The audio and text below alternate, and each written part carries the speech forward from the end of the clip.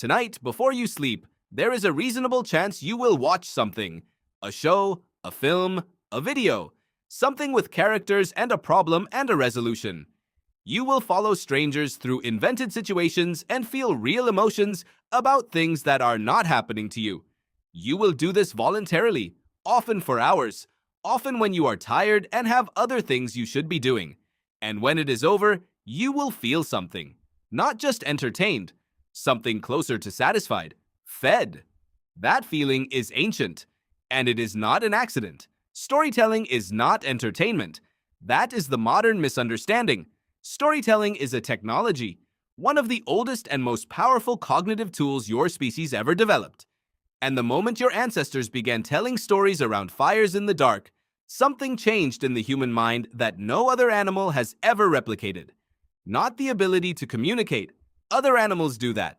Not the ability to remember. Other animals do that too. But the ability to transmit experience across time and space, to put another mind inside a situation it has never encountered, and to make that mind feel the consequences as if they were real. No other animal on Earth does this. And the reasons why humans started and why they cannot stop go deeper than anyone suspected. For most of human prehistory, information was locked inside individual experience. If you touched a poisonous plant and survived, you knew not to touch it again. But without language, without narrative, that knowledge died with you. Or it could only be transmitted through demonstration, show, do not tell. The range of knowledge that could be passed on was limited to what could be physically enacted in front of another person in real time. Story changed everything. Anthropologist Polly Wiessner at the University of Utah, whose research on the Juhwanzi people of southern Africa we have discussed before, found that nighttime conversations around communal fires shifted dramatically from the practical, task-focused talk of the daytime. In the dark, around the fire, people told stories about distant places, about people who were not present, about things that had happened long ago, about things that might happen, about what it meant to behave well or badly in situations that had not yet arisen.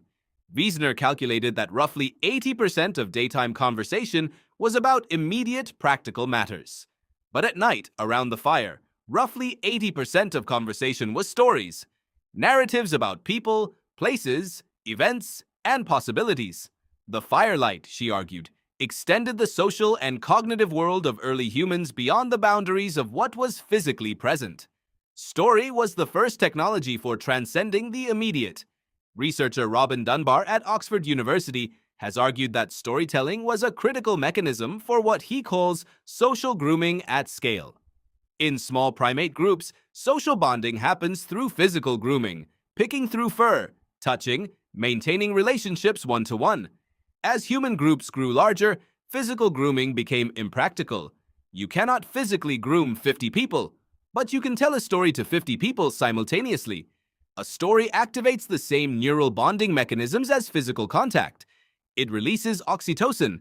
It synchronizes the emotional states of everyone listening. It creates, in Dunbar's framing, a social glue that could bond large groups in ways that no other primate communication system could manage. This is why stories always have the same basic structure. Not because humans ran out of ideas, but because that structure is a map of the human nervous system. A character faces a problem. The character struggles. The character either succeeds or fails.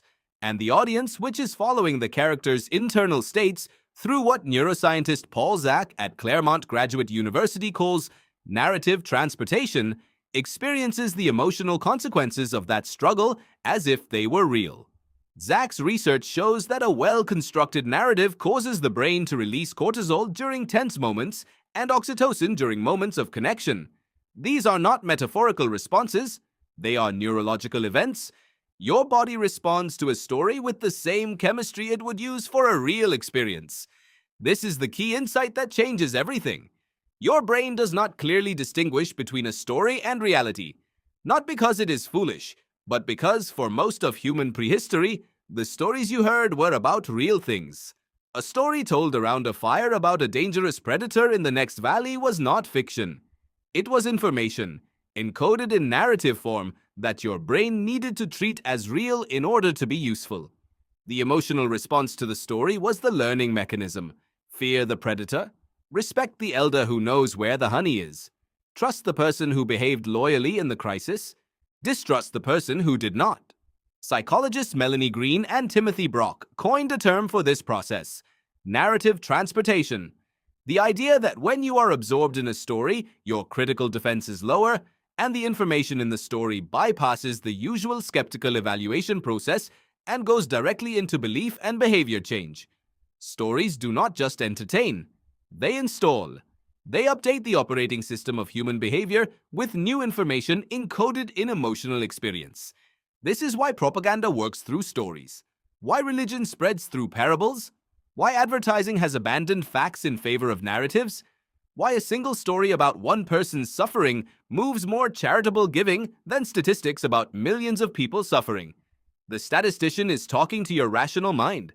The storyteller is talking to the part of your mind that evolved to learn from narrative, and that part is more powerful, more ancient, and more influential over behavior than rational analysis ever will be. But there is something else. Something that researchers like Brian Boyd at the University of Auckland, who has written extensively on the evolutionary origins of art and storytelling, have argued is perhaps the deepest function of human narrative. Stories do not just transmit information, they simulate possibilities. They allow the human mind to rehearse situations it has never encountered, to test responses to threats that have not yet materialized, to explore the emotional and social consequences of choices before those choices have to be made. When a child listens to a story about a character who makes a bad decision and suffers for it, the child's brain runs a simulation of that experience. It feels what the character feels. It encodes the lesson not as an abstract rule, but as an emotional memory. This is vastly more efficient than learning through direct experience, which for your ancestors often meant injury or death.